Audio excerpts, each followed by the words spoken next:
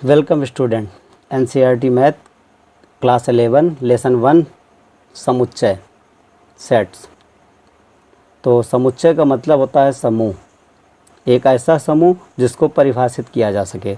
जैसे अगर कोई समूह है जिसमें भिन्न भिन्न प्रकार की वस्तु हों तो ऐसे वस्तुओं के संग्रह को हम लोग परिभाषित नहीं कर सकते, और जब उसमें कोई एक विशेष प्रकार की वस्तु होगी तो उसको हम परिभाषित कर सकते हैं।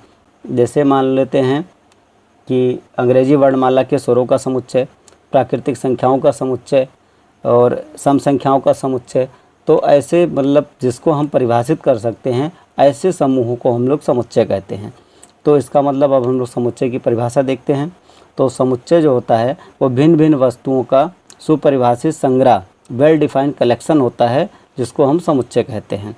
सुपरिभाषित का मतलब होता है कि ऐसे नियम जो ये सुनिश्चित करता हो कि उसमें कोई विशेष वस्तु उस संग्रह में है या नहीं है। अर्थात वो बताता है कि अगर उसके गुण से ये पता चल जाता है कि वो समूह किस चीज़ का है। दूसरी भाषा में हम कह सकते हैं कि कुछ सुपरिभाषित वस्तुओं के संग्रह को समुच्चय कहते हैं, या हम कह सकते हैं कि वस्तुओं के उस समूह अथवा संग्रह को समुच्चय कहते हैं जिसमें शामिल प्रत्येक वस्तु किसी विशेष गुण से संतुष्ट करती हो। या हम कह सकते हैं कि वस्तुओं का वह संग्रह समुच्चय कहलाता है जिसमें शामिल वस्तुएं सुनिश्चित और सुस्पष्ट हों। तो ऐसे वस्तुओं के ऐसे संग्रह को हम लोग समुच्चय कहते हैं।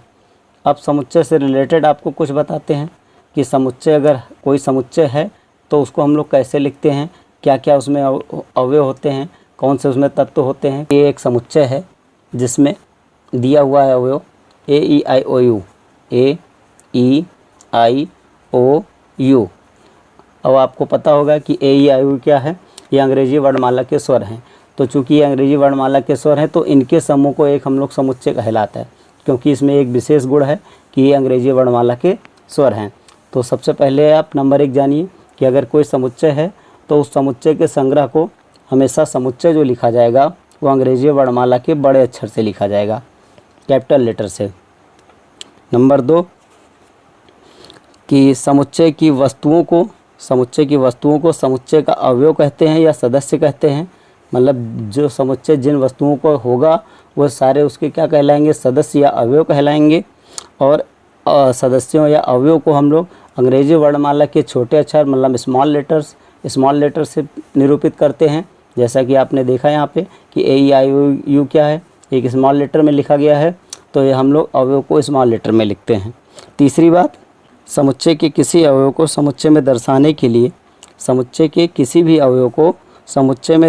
के लिए हम लोग ग्रीक शब्द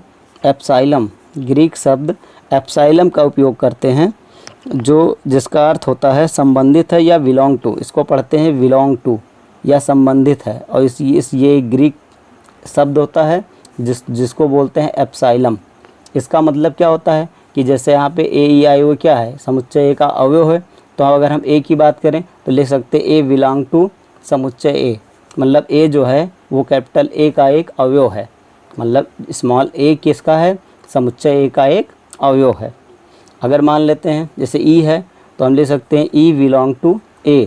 इसका मतलब हुआ कि E जो है वो A का एक अवयव है। अगर हम लोग मान लेते हैं इसमें कोई एक ऐसा अवयव है जो इसमें ना हो तो उसको कैसे प्रदर्शित करेंगे। तो मान लो इसमें हम D की बात करते हैं तो D जो है वो A का अवयव नहीं है, तो इसको हम लिखेंगे नॉट बिलोंग टू A। मतलब D जो है नॉट बिलोंग टू A, मतलब D A का अवयव नहीं है। अब बात आती है कि समुच्चय कितने प्रकार से लिखे जाते हैं या समुच्चय लिखे कैसे जाते हैं। तो समुच्चय लिखने के लिए हमारे पास 2 प्रकार हैं। नंबर 1 तालिका या सारणीबद्ध या सूचीबद्ध। इसको इंग्लिश में बोलते हैं टेबुलर या लिस्टिंग या रोस्टर मेथड। ये तीनों एक ही मेथड के नाम हैं। हम लोग इसको सीधे सूची विधि या सारणी विधि कह सकते हैं। तो इस विधि में क्या होता है कि समुच्चय के जितने भी अवयव होते हैं उनको हम लोग मझले कोष्ठक में लिखते हैं और हर अवयव के बीच में कॉमा लगा देते हैं। इसकी खास बात क्या होती है कि इस तरह के समुच्चय को लिखने पर समुच्चय में जितने भी अवयव होते हैं वो हमको दिखाई पड़ते हैं।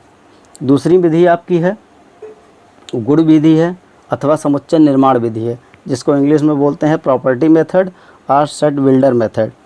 इस मेथड में क्या होता है कि जैसे इस मेथड को अगर हम लोग दूसरे मेथड से लिखना हो तो इसको हम लिखेंगे कि a इक्वल मसले कोष्टक में लिखेंगे x सच दैट x क्या है, अंग्रेजी वर्णमाला का एक अक्षर, तो अंग्रेजी वर्णमाला का एक स्वर, अंग्रेजी वर्णमाला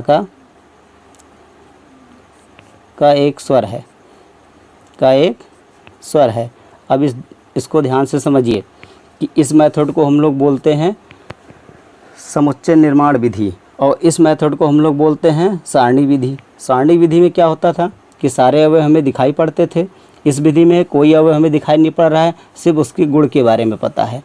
क्या पता है कि गुण, कि इस गुण से हम पहचान सकते हैं कि वह अवयव कौन होंगे। क्योंकि यहाँ पे अंग्रेजी वर्णमाला का स्वर लिखा गया है, इसके गुण को बताता है, तो इस गुण से हमें पता चलता है कि अंग्रेजी वर्णमाला में स्वर कौन कौन से होते हैं। ए ई आई ओ यू होता है, यही 5 अवयव आते हैं, तो ये इसके अंदर भी आते हैं।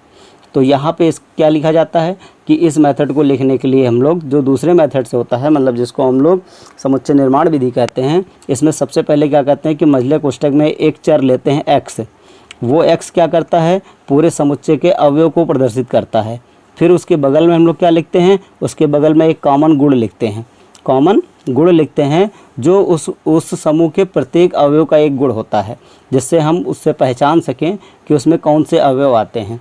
तो इस मेथड से हम लोग ये दोनों मेथड से हम लोग समुच्चय को लिखते हैं। इसमें अवयव दिखाई पड़ता है, इसमें अवयव नहीं दिखाई पड़ता, लेकिन उससे गुण से पहचाना जा सकता है कि इसमें कौन कौन से अवयव होंगे। तो इस प्रकार हमने देखा कि समुच्चय को लिखने के 2 मेथड हैं। और इसके बाद हम लोग अब इससे रिलेटेड एक्सरसाइज करेंगे।